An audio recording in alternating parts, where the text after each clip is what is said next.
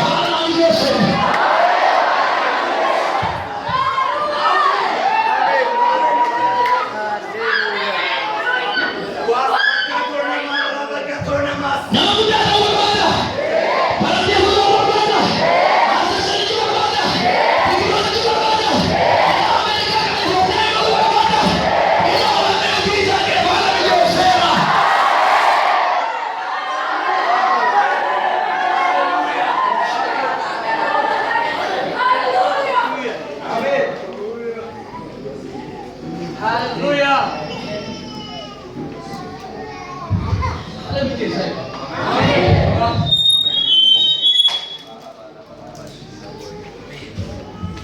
Abe, gloria.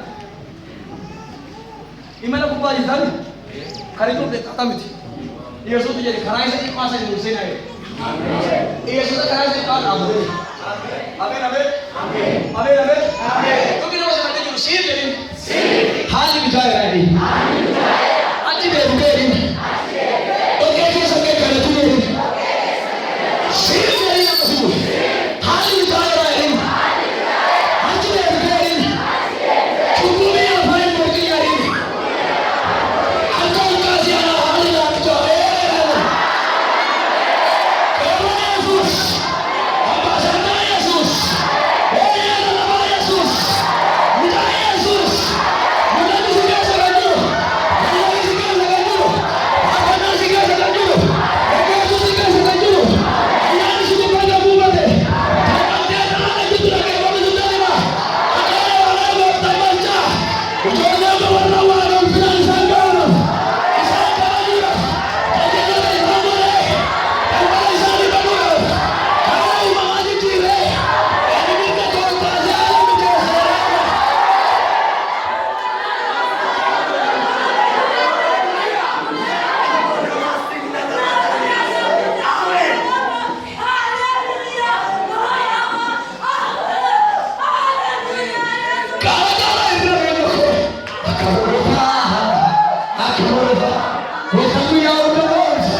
Mijessa.